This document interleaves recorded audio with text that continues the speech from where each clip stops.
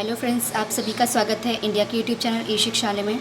और आज हम आपके लिए फिर से न्यू वीडियो लाए हैं जिसमें फिर से हम ऐसे वोकैब्स के बारे में जानेंगे जो कि मोस्टली एसएससी और बैंकिंग में पूछे जाते हैं और इनको याद करने का तरीका होगा एग्जाम्पल्स के थ्रू। तो आज हमने इनमें एग्जाम्पल्स भी रखे हैं, साथ ही ये वर्ड थोड़े डिफ़िकल्ट होंगे जिन्हें प्रोनाउंस करना थोड़ा सा डिफ़िकल्ट होगा। सो स्टार्ट करते हैं। प्रीडिकेमेंट। प्रीडिकेमेंट का मतलब होता है कठिन परिस्थिति, इसे आप सभी जानते हैं। और सिनोनिम होगा difficult, trouble, problematic. Antonym will be boon, solution, advantage. Example होगा I hope you can understand that I hope you can understand the predicament I was in. Next है डेफली। डेफली का मतलब होता है चतुराई से, और इसका सिनोनिम होगा क्लेवरली, आर्टफुली, एलिजेंटली, कॉस्टली।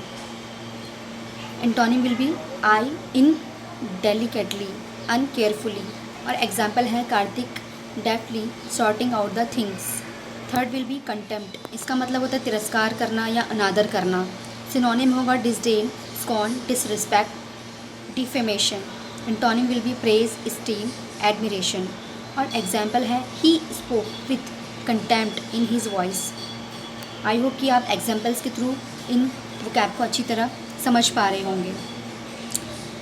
इसके बाद है प्रोविज़न। प्रोविज़न का मतलब आप सभी जानते हैं प्रावधान, नियम।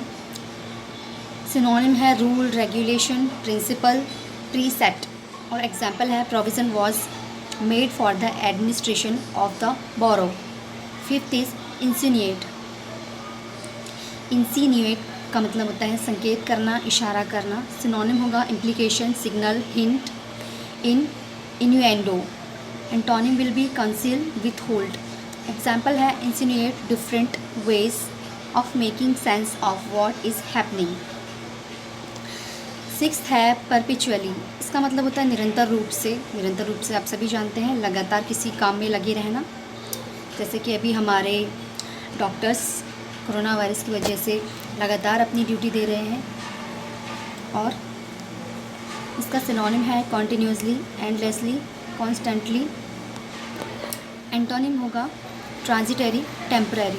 एग्जाम्पल है for the first 7 year of his reign Akbar was perpetually engaged in warfare. Seventh will be dissipate. Dissipate का मतलब होता है नष्ट होना, कम होना। सिनोनिम होगा वैनिश, मेल्ट, डिमिनिश, डिस्ट्रॉय।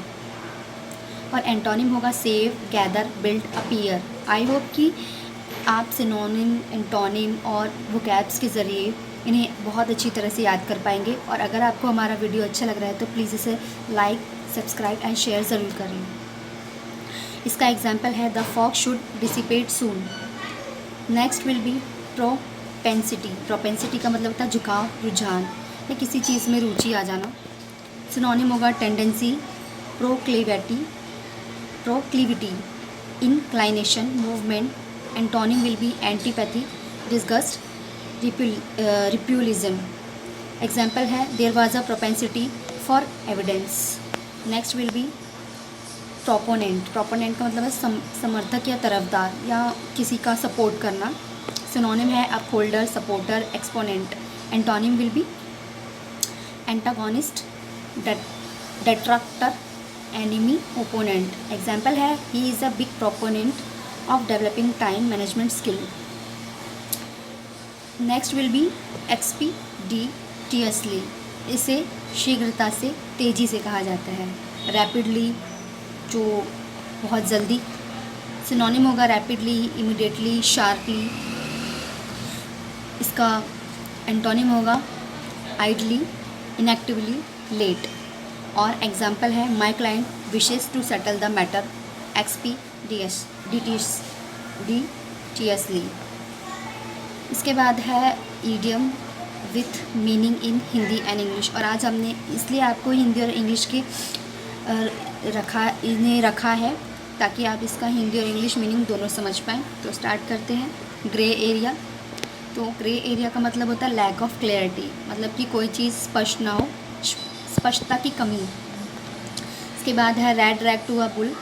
इसका मतलब होगा that makes someone very angry, जो किसी को गुस्सा दिलाए, किसी को भी गुस्सा दिलाने वाली कोई भी बात या कोई भी चीज़। Third is raise the white flag, इसका मतलब होता है one has accepted defeat and surrender, आत्मसमर्पण करना। इसके बाद है take talk a blue streak, इसका मतलब है to talk quickly without stopping, जो लोग बिना रुके बहुत सारी बात एक बार में बोल देते हैं, लगातार बोलते जाते हैं।